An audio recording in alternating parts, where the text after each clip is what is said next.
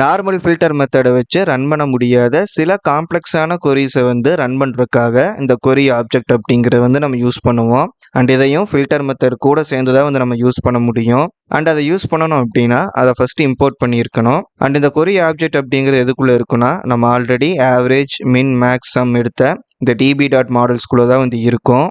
So அதனால் இங்கே சம்க்கு அப்புறம் கமா கொடுத்து கொரி ஆப்ஜெக்டை வந்து இம்போர்ட் பண்ணிக்கலாம். அதுக்கான நேம் வந்து கேபிட்டல் Q.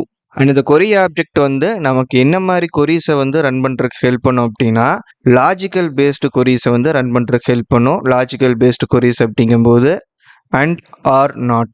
இந்த அண்ட் ஆர் நாட்டை வந்து நம்ம பைத்தானோட ஆப்ரேட்டர்ஸில் பார்த்தபோது வேர்ட் ஃபார்மேஷனில் பார்த்துருப்போம். இப்போ அண்டுனா ஏஎன்டி அப்படின்னு வந்து கொடுத்துருப்போம். ஆர்னா ஓஆர் அண்ட் நாட்டுங்கும்போது என்ஓடி அப்படின்னு வந்து கொடுத்துருப்போம். பட் இந்த Q யூஸ் பண்ணும்போது டைரெக்டாக வேர்ட்ஸை வந்து கொடுக்க முடியாது. அதுக்கு பதிலாக சிம்பிள்ஸ் வந்து யூஸ் பண்ணணும். இப்போ அண்டுங்கும்போது ஆம்பர்சன் சிம்பிள் வந்து யூஸ் பண்ணியிருக்கணும். ஆருக்கு பைப் சிம்பிள் வந்து யூஸ் பண்ணியிருக்கணும். அண்ட் அதுக்கப்புறம் நாட்டுக்கு சைல்டு சிம்பிள் வந்து யூஸ் பண்ணியிருக்கணும். அண்ட் இப்போ இந்த Qவை வச்சு இந்த லாஜிக்கல் பேஸ்டாக என்ன மாதிரி இடங்களில் யூஸ் பண்ணலாம் அப்படின்னு வந்து பார்க்கலாம். ஸோ இங்கே ஃபில்டருக்குள்ளே நேமுங்கிற ஃபீல்டுக்கு ஒரு வேல்யூ வந்து கொடுக்குறேன். இங்கே ஜான் அப்படிங்கிற வேல்யூ வந்து கொடுக்குறேன். அண்ட் ஏஜ் வந்து கொடுத்துட்டு 10 அப்படின்னு வந்து கொடுக்குறேன். இப்போ டேட்டா பேஸ் வந்து எடுத்துக்கலாம். இப்போ டேட்டா பேஸில் பார்க்கும்போது ஜான் அப்படிங்கிற வேல்யூ வந்து நேம்க்கு இருக்கும்போது 10ங்கிற வேல்யூ ஏஜுக்கு இருக்கிற மாதிரி ஒரு ரோ டேட்டா வந்து மேட்ச் ஆகுறதுனால இப்போ இந்த கொரியை வந்து ரன் பண்ணோம் அப்படின்னா நமக்கு அந்த ஒரு சிங்கிள் டேட்டா செட் வந்து ரெஸ்பான்ஸாக வந்து வரும். சப்போஸ் நம்ம இந்த கொடுக்குற வேல்யூக்கு எக்ஸாக்டாக மேட்ச் இல்லை அப்படிங்கும்போது எம்டி லிஸ்ட்டை மட்டும் நமக்கு ரெஸ்பான்ஸாக கொடுக்கும். ஸோ இந்த இடத்துல என்ன பண்ணுறேன்னா ஏஜை வந்து 12 அப்படின்னு மாற்றிடுறேன். இப்போ இந்த ஏபிஐ வந்து ரன் பண்ணுவோம். இப்போ மேட்சிங் டேட்டா எதுவுமே இல்லைங்கிறதுனால எம்டி லிஸ்ட்டை வந்து ரெஸ்பான்ஸை வந்து கொடுத்துருக்கு. அப்போ பை பேசிக்காகவே இது எந்த மாதிரி வேலை செய்யுது அப்படின்னா, ஒரு லாஜிக்கல் அன்கண்டிஷனில் தான் வேலை செய்யுது. நேம்க்கு ஜான்கிற வேல்யூ இருந்திருக்கணும். அண்ட் அதே சமயத்தில் சேம் ரோவில் ஏஜுக்கு 12ங்கிற வேல்யூ இருந்திருக்கணும். ஸோ இருந்தால் தான் அந்த ரோவை வந்து நமக்கு அவுட்புட்டை எடுத்துகிட்டு வரும். ஸோ அந்த மாதிரி மேட்சிங்காக ரோஸ் இல்லை அப்படிங்கும்போது டேட்டா எதையும் எடுத்துகிட்டு வராது. வெறும் எம்டி லிஸ்ட்டை மட்டும்தான் ரெஸ்பான்ஸை கொடுக்கும். சப்போஸ் இந்த மாதிரி ஒரு சுச்சுவேஷன் இருக்குதுன்னு வச்சுக்கோங்க. இப்போ நேம் ஜான் அப்படின்னு யாரெல்லாம் இருக்காங்களோ அவங்கெல்லாம் வேணும். அவங்களுக்கு ஏஜ் என்ன இருந்தாலும் பரவாயில்ல. அதே சமயத்தில் ஏஜ் 12 இருக்கிற யாராக இருந்தாலும் வேணும். அவங்களோட நேம் வேறு எதாவது இருந்தால் பரவாயில்ல அப்படிங்கும்போது அப்போ இது பை பேசிக்காக ஒர்க் ஆகிற அண்டு மாதிரி ஒர்க் ஆகக்கூடாது. அதுக்கு பதிலாக ஆர் கண்டிஷன் மாதிரி ஒர்க் ஆகணும். ஸோ அப்போ என்ன பண்ணுறோன்னா இந்த கமாவை ரிமூவ் பண்ணிக்கலாம். ஃபஸ்ட்டு ஃபீல்டு அண்ட் வேல்யூவை நம்ம என்ன பண்ணுறோன்னா சிம்பிள் பரான்திசிஸ் ப்ராக்கெட்குள்ளே ஆட் பண்ணிக்கிறோம். அதே மாதிரி தான் இன்னொரு ஃபீல்டு அண்ட் வேல்யூவை சிம்பிள் பரான்திசிஸ் ப்ராக்கெட்குள்ளே வந்து ஆட் பண்ணிக்கிறோம். இப்போ 2 செட்டுக்கு முன்னாடியும் Q அப்படிங்கிற இம்போர்ட் பண்ணி வச்சுருக்க இந்த கொரி ஆப்ஜெக்ட் ஆட் பண்ணணும். ஸோ Q இங்கேயும் Q வந்து ஆட் பண்ணிக்கணும். இப்போ கொரி ஆப்ஜெக்ட் வந்து ஆட் பண்ணதுனால இப்போ நம்ம சொன்ன மாதிரி அண்ட் ஆர் நாட் அதை வந்து நம்ம மேனுவலாக இந்த இடத்துல சேஞ்ச் வந்து பண்ண முடியும். அண்ட் இந்த இடத்துல என்ன மாதிரி நமக்கு அவுட்புட் வந்து வேணும்னு சொல்லியிருந்தேன். ஒன்று ஜானுங்கிற பேரில் இருக்கிற ரோஸ் எல்லாமே வந்து வேணும். அதே மாதிரி ஏஜ் வந்து 12 இருக்கிற ரோஸும் வந்து வேணும். ரெண்டுமே மேட்சாக இருந்தாலும் பரவாயில்ல, மேட்ச் இல்லைனா கூட வேறு வேறு ரோஸாக இருந்தாலும் அதை எல்லாத்தையும் எடுத்துகிட்டு வரலாம். ஸோ இந்த இடத்துல ஆர் வந்து ஃபாலோ பண்ணணும் அப்படிங்கும்போது இந்த 2 ஃபீல்டு வேல்யூக்கு இன்பிட்வீனில் பைப் சிம்பிள் வந்து கொடுக்கணும். பைப் சிம்பிள் தான் ஆர்க்கான ஒரு சிம்பிள் அப்படி வந்து நம்ம பார்த்துருந்தோம். இப்போ போஸ்ட்மேன் வந்துட்டு இந்த ஏபிஐ ரிக்வஸ்ட் வந்து பண்ணலாம். இப்போ ஒரு டேட்டா செட் மட்டும் எடுத்துகிட்டு வந்திருக்கு.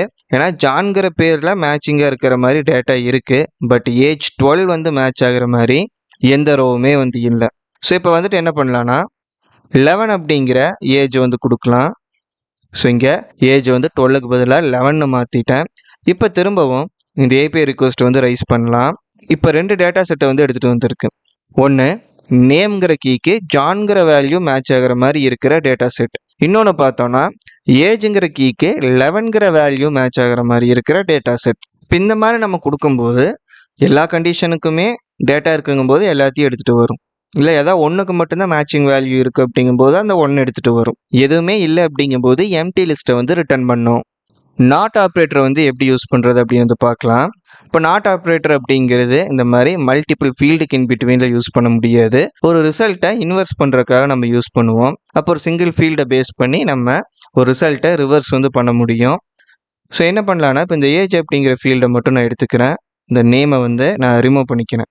அண்ட் இப்போ இந்த ஏஜை பேஸ் பண்ணி எனக்கு என்ன மாதிரி அவுட்புட் வந்து வேணும் அப்படின்னா, ஏஜ் 11 இருக்கிற ரோஸை தவிர மற்ற ரோஸ் எல்லாமே எனக்கு அவுட்புட்டாக வந்து வரணும் அப்படிங்கும்போது, அப்போ நாட் 11 அப்படிங்கிற கண்டிஷன் வந்து இந்த இடத்துல கொடுத்துட்றோம். ஸோ நாட்டுக்கு வந்து டைல்டு சிம்பிள் வந்து யூஸ் பண்ணணும் அப்படின்னு வந்து சொல்லியிருந்தேன். அண்ட் இந்த ஸ்பேஸை வந்து ரிமூவ் பண்ணிக்கலாம். இப்போ ஏஜ் ஈக்குவல் டு 11, பட் அதுக்கு நாட் வந்து யூஸ் பண்ணும்போது 11 தவிர மற்ற வேல்யூஸ் இருக்கிற ரோ எல்லாத்தையுமே நமக்கு அவுட்புட்டில் எடுத்துகிட்டு வந்திருக்கோம். இப்போ போஸ்ட்மேன் வந்துட்டு ரிக்வெஸ்ட் வந்து ரைஸ் பண்ணலாம். இப்போ 1, 2, 4, 5 இந்த ஐடியாஸ் எல்லாம் வந்து எடுத்துகிட்டு வந்திருக்கு. 3யை மட்டும் இங்கே அவுட்புட்டில் எடுத்துகிட்டு வரல. ஏன்னா 3ல் ஏஜுக்கான வேல்யூ வந்து 11 அப்படின்னு வந்து இருக்குது. அண்ட் அடுத்து அண்ட் ஆப்ரேட்டர் வந்து பார்க்குறதுக்காக இந்த 2 ஸ்டீவ்க்கும் ஏஜ் சேமாக இருக்கிற மாதிரி செட் பண்ணிக்கிறேன்.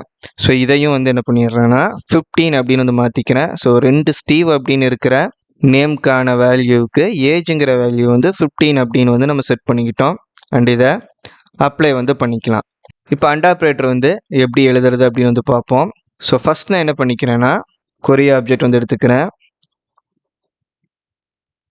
நேம்ங்கிற ஃபீல்டுக்கு ஸ்டீவ் அப்படிங்கிற வேல்யூ இருக்கிற மாதிரி நான் செட் பண்ணிக்கிறேன்.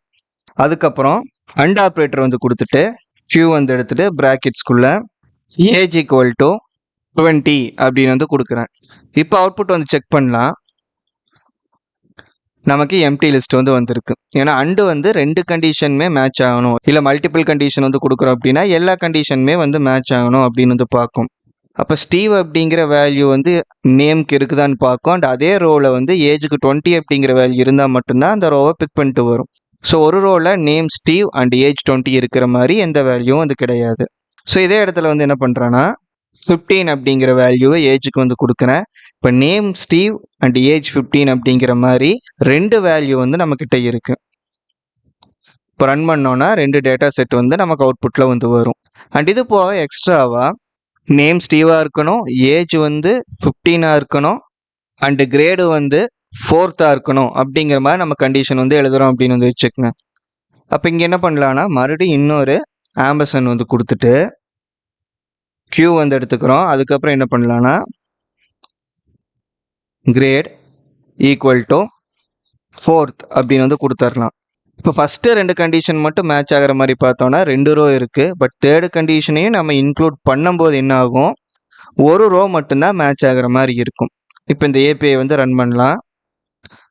அப்போ இந்த ஒரு டேட்டா செட் மட்டும்தான் நமக்கு அவுட்புட்டாக வந்து வரும். இப்போ பேசிக்காக இந்த கொரி ஆப்ஜெக்ட்ஸ் வந்து எப்படி யூஸ் பண்ணுறது அப்படின்னு வந்து பார்த்துருக்கோம். அண்ட் லாஜிக் வந்து இன்னுமே நமக்கு காம்ப்ளெக்ஸ் ஆகுது அப்படிங்கும்போது இதை இன்னுமே டெப்த்தாக நம்ம ஒர்க் பண்ணுற மாதிரி வந்து இருக்கும். நீங்கள் வேறு எக்ஸாம்பிள் எடுத்துகிட்டு இந்த கொரி ஆப்ஜெக்ட்ஸை யூஸ் பண்ணி ட்ரை பண்ணி பாருங்கள். அண்ட் உங்களுக்கு ஏதாவது டவுட்ஸ் இருந்துச்சு அப்படின்னா கமெண்ட்ஸில் வந்து சொல்லுங்கள். அண்ட் இந்த வீடியோ அவ்வளோதான். இந்த வீடியோ உங்களுக்கு யூஸ்ஃபுல்லாக இருந்தால் லைக் பண்ணுங்கள். ஜாங்கோ ரெஸ்ட் ஃப்ரேம்வொர்க் கம்ப்ளீட்டாக கற்றுக்கணும் அப்படின்னா மறக்காமல் நம்ம சேனலுக்கு சப்ஸ்கிரைப் பண்ணிவிட்டு ஜாங்கோ ரெஸ்ட் ஃப்ரேம்வொர்க் பிளேலிஸ்ட்டை கம்ப்ளீட்டாக பாருங்கள். தேங்க்ஸ் ஃபார் வாட்சிங்.